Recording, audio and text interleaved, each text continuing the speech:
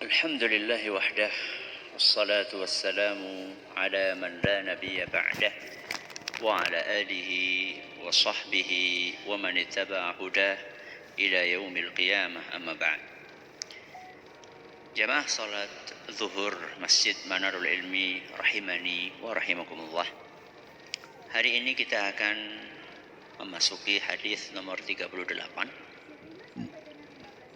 halaman 57, masih di bab yang sama, yaitu bab berbakti kepada kedua orang tua setelah apa? Meninggal dunia. Hadis yang ke-38 ini sangat terkenal. Banyak di antara kita sudah tahu. An Abi Hurairah radhiyallahu anhu, dari sahabat Nabi Abu Hurairah, mudah-mudahan Allah meridai beliau, anna Rasulullah sallallahu alaihi wasallam qala, bahwa Rasulullah SAW bersabda, idza matal 'abdu inqata'a anhu 'amaluhu illa min thalathin. Ketika manusia meninggal dunia, maka pahala amal solehnya semuanya putus. Pahala amal solehnya semua putus. Kenapa? Kenapa putus? Soalnya sudah meninggal. Kenapa kalau meninggal putus? Karena udah gak bisa sholat. Karena udah gak bisa baca Quran. Karena udah gak bisa zakat. Sudah gak bisa berangkat ke masjid.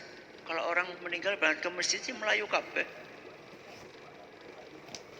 Kenapa putus? Karena sudah gak bisa beramal. Tapi Masya Allah, illa min thalathin. Tapi kata Nabi SAW, ada pengecualian 3 bentuk amalan yang tetap akan mengalir pahalanya walaupun orangnya sudah meninggal. Walaupun usianya cuma 40 tahun, pahalanya bisa 400 tahun. Walaupun usianya cuma 60 tahun, pahalanya bisa 600 tahun. Kenapa bisa demikian? 3 hal ini. Apa kata beliau? Shadaqatin jariyah. Yang tetap bisa mengalirkan pahala, sedekah jariyah. Jariyah itu artinya mengalir. Yang mengalir apanya? Pahalanya. Apa bedanya antara sedekah jariyah dengan sedekah biasa? Kalau sedekah biasa itu dapat pahalanya sekali. Contoh, ngasih makan sama orang lagi kelaparan, kita kasih makan. Dapat pahala? Insyaallah dapat pahala, ikhlas kalau ikhlas. Tapi pahalanya cuma sekali. Terus yang bisa berkali-kali apa? Amal jariyah. Contoh misalnya, dulu antum ikut nyumbang pembangunan masjid ini misalnya. Walaupun bentuknya cuma 10.000 atau bahkan mungkin cuma 1.000. Atau bukan duit, tapi apa? Sedekah tenaga. Ketika dulu gali, ikut apa? Gali. Atau ketika ngecor, ikut ngecor. Selama masjid ini dipakai apa? Ya sholat, ya ngaji, ya khutbah, ya baca Quran, ya murajaah. Selama masjid ini dipakai untuk ibadah, i'tikaf, buka puasa, maka siapapun yang punya andil di sini, dia akan mendapatkan pahalanya. Jadi kalau yang ikut sholat 100 orang, pahalanya 100 orang. Kalau kita sudah mati, selama masjid ini masih dipakai, walaupun kita sudah mati, maka akan mengalir terus. Itu namanya sedekah apa? Jariyah. Masjidnya sudah ada, Ustaz. Terus apa selain masjid? Sumur. Apa? Sumur. Nyumbang bikin sumur. Selama sumur itu masih mengalirkan air dan selama air itu dimanfaatkan, maka dia akan mendapatkan pahala.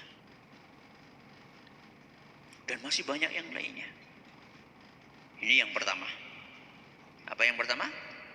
Sedekah jariyah. Yang kedua kata Nabi SAW, aw ilmin yuntafa'u bih. Ilmu yang bermanfaat. Ilmu yang bermanfaat. Kenapa kok pahalanya tetap ngalir? Karena ilmunya diamalkan.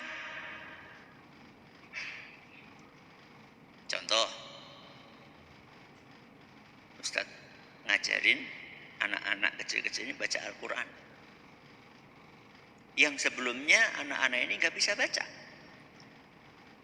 Setelah diajarin sama ustaznya bisa baca.